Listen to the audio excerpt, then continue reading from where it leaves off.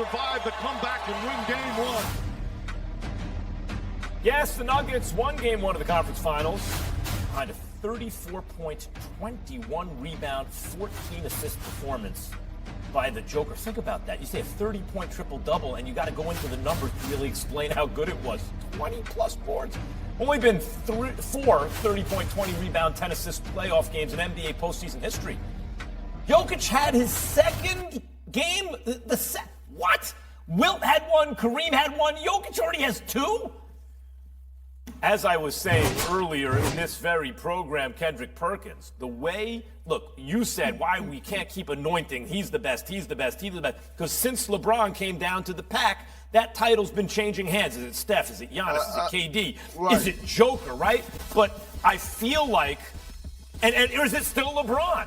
But that's what this reminds me of. It reminds me of a Magic Bird duel. Two guys who can completely control your offense through their IQ and their passing and their scoring ability. One guy, Jokic, better shooter from outside, like Bird. The other guy, LeBron, better in the fast break because he's a better athlete, LeBron. And the ages are very different, but the way they control the game is similar. How do the Lakers slow down Jokic, Perk? Well, I thought they found something yesterday by putting Rui Hachimura on them. And what people don't realize is this. Rui Hachimura is one of the strongest guys in the league. And you can ask anybody around when you talk about physicality and standing their ground. And I thought he did a great job of actually holding his ground. And you let AD do what he do best, and that's roam and be able to alter and block shots. But again, people may say I'm crazy. They ain't gonna be the first time. But if I'm Darvin Ham, I might try Tristan Thompson in there for spot minutes. Yes. He's in great shape. He's been here before. He done been to war with LeBron James. He done played against some of the most elite bigs, and he's not afraid of physicality. I may try him for a couple minutes here and there. By the way, you just even need 6 fouls at a decent size against Jokic. Yeah. Just do something. Because as you said, when AD has started to roam, when they moved him off Jokic, it changed the whole offense of Denver. You could see guys thinking, you could see Jokic thinking, wait a minute, I don't want to go in there. How confident do you feel right now in the Lakers moving forward in this series? Did you see how relaxed Braun and Darvin Ham was up there at the podium?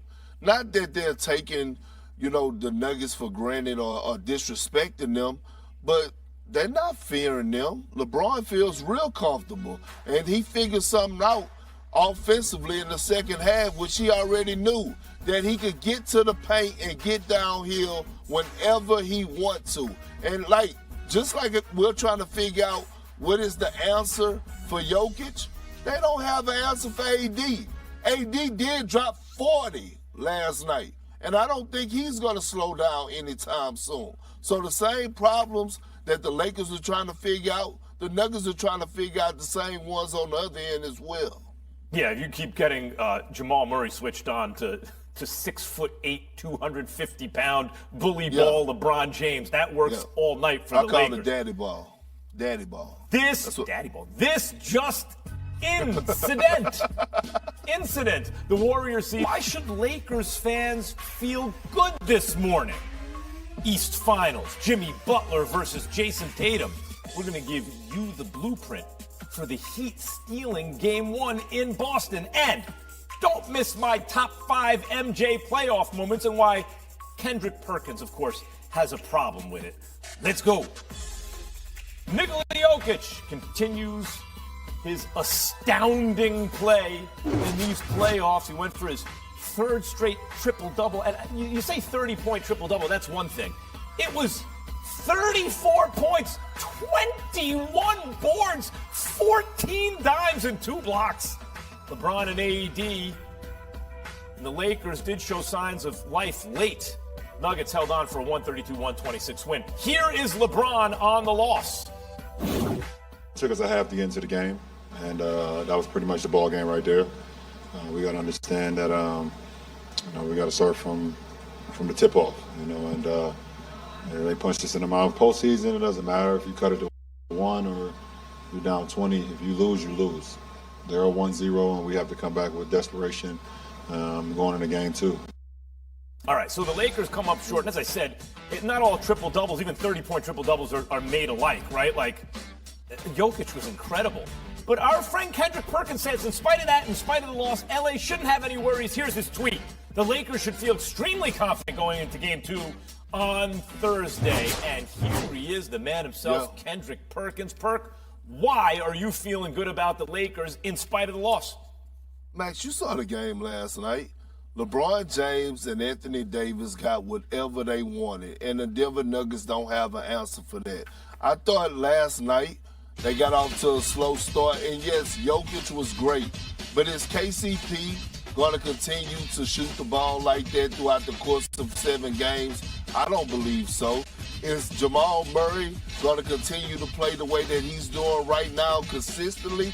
He's been up and down throughout the playoffs as well. I don't believe that the shot making that Denver had last night, they're going to be able to sustain that. I believe that the Lakers, the best defensive team in this postseason, will make adjustments and will come out stronger. Perk, I'm totally with you.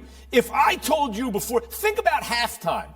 Jokic was so incredible at halftime. Michael Wilbon was thinking, like, I guess it's Bill Walton plus someone else plus something else. Yeah. Like, it was absurd. And if I told you that was going to happen, plus Jamal Murray would have 31. And Porter Jr., how do you defend him? He's 6'10", and he's a pure shooter. He can basically open all the time because of that, with these little guards on him, right? And one guy after another hitting big shots. They had a 25-point lead in the third quarter. And Perk, with under 2 minutes left in the game, LeBron had to look at 3 to tie the game. It was a one-possession game late. Lakers fans got to feel great this morning. But how concerned are you about the heavy minutes that LeBron and AD played last night in that loss at altitude? I'm not concerned at all. Look, when you talk about Bron and AD, I haven't seen them look this fresh and this healthy in a long time. They want to play these minutes. They embracing these minutes. Again, this is what they prepare for, the long haul. They have been here before. And the way that LeBron orchestrated that offense last night towards the end, picking on Jamal Murray, the way that AD looked, his lift on his shots, his float game, running the floor, taking guys off the dribble, blocking shots, anchoring that defense, they look pretty damn good and fresh to me. You know what it seems like to me, Perk? In its way, and I talked about this a little bit yesterday, it's like Magic and Bird watching LeBron and Jokic in the sense that these are the two highest basketball IQs who can control the game passing the ball. One guy, Jokic, Bird, is a better outside shooter. The other guy, even though it's an old version, LeBron, Magic, is better in the fast break and stuff. He can get up and down better. Yeah. But at the end of this series, I get the sense that Jokic can be the guy who people start to look to if Denver wins, and only if they win. Oh, wait a minute. He's the best player in basketball for real. We talked about this yesterday. Are you still there? If Jokic wins this series and he hangs LeBron's pelt next to Kevin Durant's in these playoffs, is he the best player in basketball? Well, Max, first of all, I'm guilty of this, and it has to stop. Every month, every 6 months, every year, we have a different conversation about who's the best player in the game. Now, is Jokic the most skilled big I've ever seen touch the damn basketball? Yes. But just remember, it was a Game 7 this year where Steph Curry went for 51, I believe it was, and we were having a conversation about him being the best player in the league. So we can't continue. Why, Perk? But because. Why not, Perk? Like, Perk, when MJ was in his prime, when LeBron was in his prime, there was no dispute that was the best guy in basketball. But LeBron's come back to the pack. The title's vacant, brother. It's vacant. But here's the thing. It's so vacant that we can flip-flop every single day. So has anybody really taken the crown away from LeBron James? No, I'm with you. No, they have not. So, and if LeBron might still have it, but he's a contender now. He's not the champ anymore, Perk. He's in the mix with these guys. That's why these playoffs might determine it. Meantime, there's another guy who might have a say in this. Celtic star Jason Tatum, Perk. He's in that mix too. He showed some serious Celtic pride on Sunday.